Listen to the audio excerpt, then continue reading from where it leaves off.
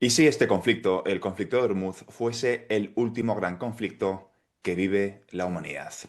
¿Y si esta guerra entre Irán, Estados Unidos, próximamente China uniéndose con Taiwán, esta guerra que parece inevitable, y si esta guerra fuese el mal necesario para avanzar como civilización al siguiente nivel? Porque igual que para crecer tu músculo primero se tiene que romper, quizá primero tengamos que romper el sistema actual para fortalecernos como civilización. Este concepto es el que quiero cubrir contigo en el siguiente vídeo. Todo el mundo está interpretando estos eventos, el cierre del estrecho de Hormuz, como si fuese algo negativo, y quizá con un poquito más de perspectiva histórica echemos la vista atrás y nos demos cuenta de que era el mal necesario para poder avanzar.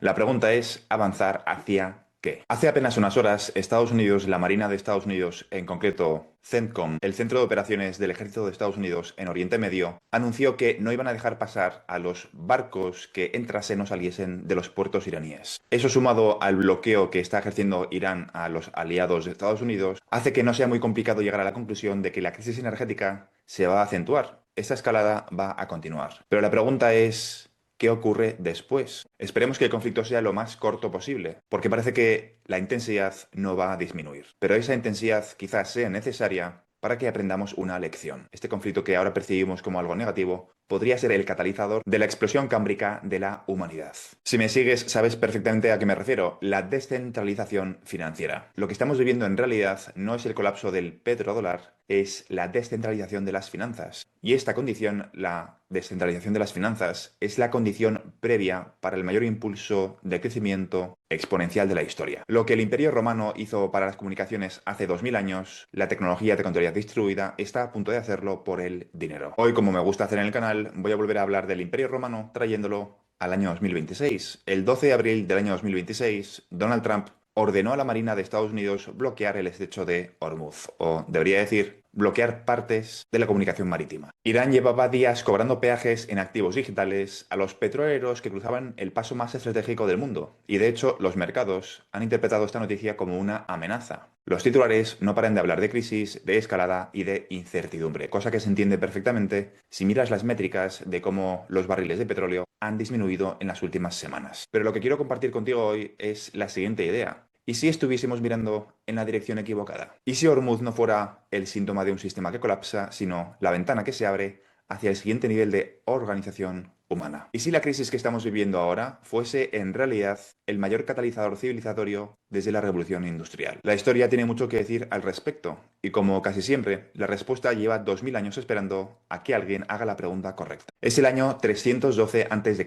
y Roma comenzó la construcción de la Vía Apia. No era un proyecto visionario en el sentido que hoy daríamos a ese término, era una necesidad militar. No pretendían impactar a la humanidad 2000 años después, simplemente pretendían mover legiones rápidamente, abastecer guarniciones y comunicar el centro con la periferia del imperio. Hasta aquí, todo normal, parecía un proyecto sin más. Pero lo que nadie calculó entonces, y que un equipo de economistas de la Universidad danesa demostró estudiando mapas de luminosidad nocturna de 2010, es que esas calzadas seguían generando prosperidad 2000 años después. Las regiones europeas que fueron atravesadas por esa red viaria romana, 80.000 kilómetros que daban 2 veces la vuelta a la Tierra, son hoy sistemáticamente más ricas, más pobladas y más desarrolladas que aquellas que no lo fueron. Una infraestructura que inicialmente fue construida con un propósito militar y comercial, acabó determinando el destino económico de un continente durante 2 milenios. Europa durante muchísimos siglos ha tenido la ventaja competitiva frente al resto de zonas geográficas directamente por la construcción de estas calzadas romanas. La correlación tiene una excepción significativa: Oriente Medio y el norte de África. Allí, entre los años 500 y el año 1000, las caravanas de camellos desplazaron a los carruajes como medio de transporte predominante, sin ruedas y sin calzadas. El resultado, como te he explicado, es visible hoy en día: regiones enteras que arrastran esa brecha de infraestructura durante siglos. Europa versus otras zonas geográficas del mundo que no disfrutaron de esa infraestructura. Y es que aquí la lección no es menor. La tecnología que adoptas o que no adoptas en un momento determinado puede definir el arco de desarrollo de una civilización durante generaciones enteras. Y el paralelismo con lo que está ocurriendo ahora mismo en el sistema financiero global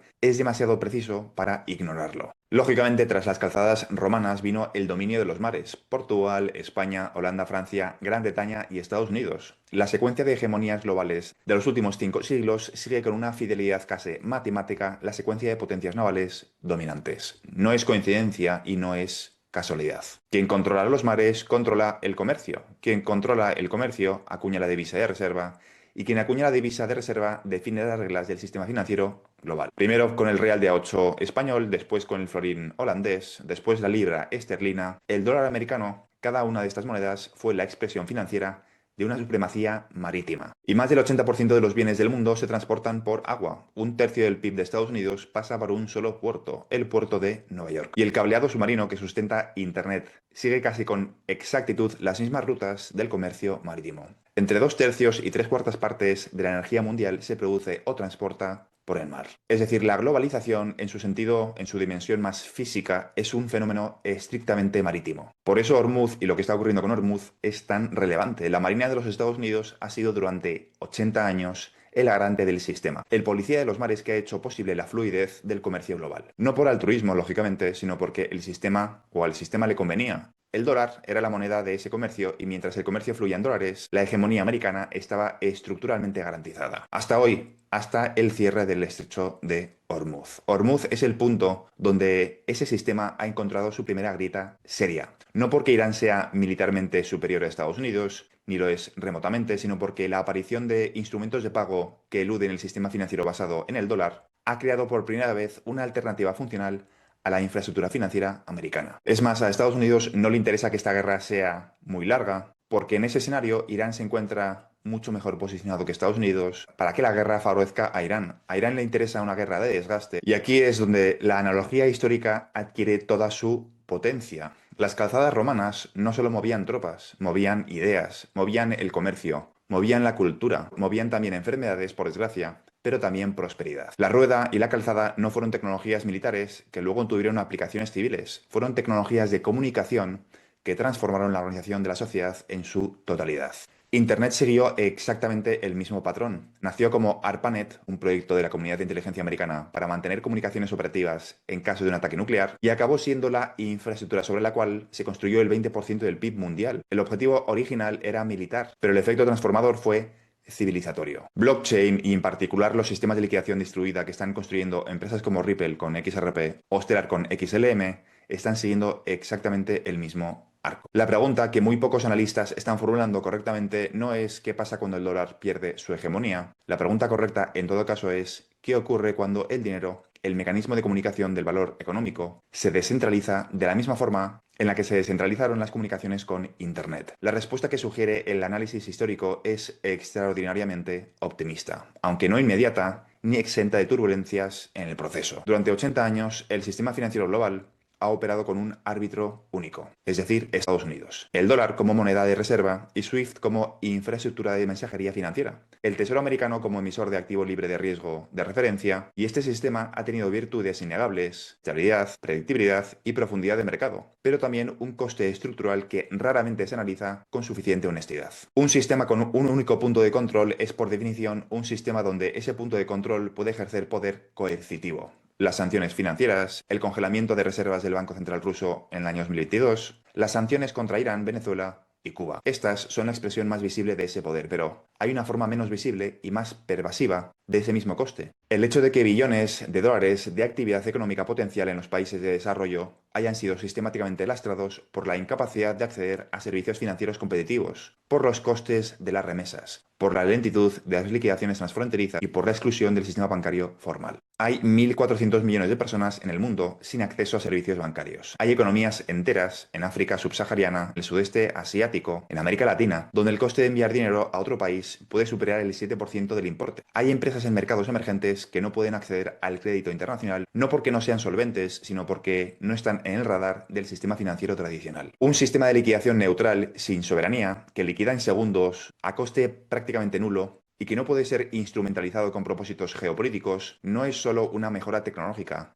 es una reconfiguración fundamental de quien puede participar en la economía global. Cuando el dinero se descentralice, no será solo el sistema financiero lo que cambie, será la distribución del poder económico en todo el mundo, en todos sus formatos, en todos los sectores y en todas las industrias. Y el efecto será exponencial. La descentralización de las finanzas es la primera llave que desbloquea las siguientes puertas. La descentralización de las finanzas va a llevar a la descentralización del resto de sectores en todos los sectores. Los economistas que estudian el impacto de las infraestructuras de comunicación sobre el crecimiento económico encuentran consistentemente el mismo patrón. Los efectos no son lineales, son exponenciales. El Imperio Romano no solo hizo que Europa creciera un poco más rápido que Oriente Medio durante unos siglos, generó una divergencia que 2000 años después sigue siendo visible en los mapas de luminosidad nocturna. Internet no solo hizo que las empresas tecnológicas fueran un poco más eficientes, creó categorías enteras de valor económico que no existían antes. El comercio electrónico, las plataformas, la economía de la atención, y que hoy representan decenas de billones de dólares. La descentralización financiera tiene el potencial de generar el mismo tipo de divergencia exponencial, pero esta vez en la dirección opuesta. En lugar de ampliar la brecha entre los que tienen acceso al sistema y los que no, tiene el potencial de reducirla de forma dramática. Cuando el coste de liquidar una transferencia internacional caiga de días y de decenas de dólares a segundos y fracciones de céntimo, el efecto sobre el comercio entre países en desarrollo será análogo al de la construcción de las primeras autopistas en economías que solo tenían caminos de tierra. No es un cambio incremental, es un salto de categoría. Y cuando ese salto se produzca en las finanzas, el sistema nervioso de la economía global, los efectos se propagarán a todos los demás sistemas que dependen de él: el comercio, la inversión, la innovación, la educación y la sanidad, además de muchos otros sectores. Exactamente como ocurrió con las calzadas romanas, que empezaron siendo rutas militares y acabaron siendo el sistema circulatorio de una civilización. Ormuz no es el fin, Ormuz es el símbolo, no como un símbolo catastrófico, sino como el símbolo de una renovación. Volvamos a Ormuz, por donde pasa, en condiciones normales, una quinta parte de la producción mundial del petróleo, donde Irán está cobrando peajes en Bitcoin y monedas estables para financiar su reconstrucción, donde la Marina americana está desplegando buques de guerra para garantizar el libre tránsito. La lectura convencional de lo que está ocurriendo es la de una crisis geopolítica, pero la lectura histórica sugiere algo muy diferente. Hormuz es el punto donde dos sistemas financieros se están encontrando por primera vez en condiciones de igualdad funcional. El sistema tradicional con el dólar y SWIFT como columna vertebral, y el sistema emergente con monedas estables y redes de liquidación distribuida como infraestructura alternativa. El hecho de que Irán, uno de los países más sancionados del mundo, haya encontrado en las criptomonedas un mecanismo viable de cobro en el estrecho más estratégico del mundo no es una curiosidad anecdótica, es una demostración de concepto. Y una demostración de concepto en el punto más visible del mundo, tiene consecuencias que se propagan rápidamente. Hay un patrón que se repite en todos los grandes saltos tecnológicos. La adopción comienza en los márgenes del sistema, en los actores que tienen menos que perder con el cambio, y sobre todo los que tienen más que ganar. Los primeros usuarios de Internet no fueron los grandes conglomerados mediáticos, fueron universidades y los grupos de contracultura. Los primeros usuarios de los contenedores marítimos no fueron las grandes navieras establecidas, fueron los operadores que no podían competir con el sistema anterior. Los primeros usuarios a escala de los nuevos rieles financieros no están siendo los bancos de Wall Street ni los tesoros nacionales de los países del G7. Están siendo los países bajo sanciones, las economías emergentes con acceso limitado al sistema bancario tradicional. Y significativamente, los operadores del petróleo en el estrecho de Hormuz. Lo que hace este momento cualitativamente diferente de otros momentos de transición histórica es que la infraestructura alternativa no está siendo construida, sino que ya existe y lleva una década madurando. Ripple y XRPL llevan más de 10 años construyendo relaciones con entidades bancarias reguladas en múltiples jurisdicciones, desarrollando la infraestructura técnica para la liquidación interbancaria neutral y posicionándose dentro de los marcos regulatorios que están siendo aprobados en este momento en el Congreso de Estados Unidos. La conexión entre Ripple y la comunidad de inteligencia americana, a través de una docena de funcionarios y consejeros con trayectorias en el Tesoro, la Reserva y la Casa Blanca, no es casual. Es exactamente la misma conexión que existió entre ARPANET y la comunidad de inteligencia americana 5 décadas antes. La historia sugiere que cuando una potencia hegemónica construye la infraestructura del siguiente sistema, no lo hace para perder el control, lo hace para mantenerlo bajo nuevas reglas. La descentralización financiera que está llegando no es el fin de la influencia americana en el sistema financiero global, es su reconfiguración bajo una arquitectura que Estados Unidos está ayudando a diseñar. El estándar ISO 20022, que los principales bancos centrales del mundo están adoptando para la mensajería financiera, define la arquitectura sobre la que operarán los nuevos sistemas. Los activos digitales posicionados dentro de ese estándar, lo sabes perfectamente, son XRP, XLM, XDC, HBAR, SHX y un puñado más. Son, en este análisis, la versión moderna de las calzadas romanas, una infraestructura que se construye con propósitos concretos y cuyos efectos transformadores sobre la civilización tardarán décadas en medirse plenamente. Y Hormuz es la oportunidad que estamos midiendo mal. Hay una tendencia humana muy bien documentada a sobreestimar el impacto de corto plazo de los cambios tecnológicos y subestimar su impacto de largo plazo. Sobreestimamos lo que puede pasar en 2 años y subestimamos lo que puede ocurrir en 20. En 1995, la mayoría de los analistas serios creían que Internet era un fenómeno de nicho para académicos y entusiastas de la tecnología. El 97% de las empresas de Internet de la primera ola de inversión desaparecieron entre el año 2002 y el año 2000. Y sin embargo, 20 años después, las empresas construidas sobre esa infraestructura representan la mayor acumulación de valor económico de la historia. Hormuz, la Clarity Act, la primera auditoría de Tether por un Big Four, el despliegue de las monedas estables por parte de los grandes bancos americanos, el cobro de peajes en Bitcoin en el estrecho más estratégico del mundo, todo está ocurriendo en el mismo momento, en la misma semana de abril del año 2026. No estamos viendo el colapso de un sistema, estamos viendo el nacimiento de otro. Y como ocurrió con las calzadas romanas, con los primeros veleros oceánicos, con los contenedores marítimos y con ARPANET, los efectos de lo que se está construyendo ahora no serán visibles en su totalidad durante décadas. Pero la dirección es clara. Cuando el dinero fluya con la misma libertad, velocidad y neutralidad con la que hoy fluye la información, el efecto sobre la economía global será el mismo que tuvo la calzada romana sobre Europa. Una ventaja acumulativa compuesta durante décadas que separará a los que adoptaron la tecnología de los que no lo hicieron. La diferencia esta vez es que la tecnología no está construida para beneficiar a un imperio, está construida para que cualquier participante del sistema global pueda acceder a ella en igualdad de condiciones. Eso no ha ocurrido nunca antes en la historia del dinero. Y sus consecuencias, cuando se comprendan plenamente, harán que la crisis de Hormuz del año 2026, del mes de abril, parezcan lo que probablemente es, no el final de algo, sino el primer día de otra era. Estamos a las puertas de entrar en un cambio que no somos capaces de comprender del todo, porque no vemos 2 pasos más allá, porque somos demasiado cortoplacistas. Y sí, la guerra de Hormuz, la guerra entre Irán, Israel, Rusia, China próximamente y Estados Unidos, da miedo. Pero eso no quita que es el dolor necesario para que avancemos como civilización. Y la oportunidad no está en la bolsa, que también está en el sector de activos digitales, en concreto, en la descentralización de las finanzas, que va a permitir que el resto de sectores, la agricultura, la energía, el transporte, se descentralice también. Lo más importante o la idea que me gustaría transmitirte con este vídeo es que la descentralización de las finanzas abre la ventana de oportunidad a que se descentralice otro sector, el energético, con nuevas formas de energía que hasta ahora no existían. Sé que es una ciencia ficción y por eso he querido poner estas imágenes como fondo de vídeo, simplemente para alimentar tu imaginación, tu cerebro, con respecto a lo que puede ocurrir en los próximos años, décadas, una vez consigamos descentralizar las finanzas y que financiar proyectos no se pueda censurar.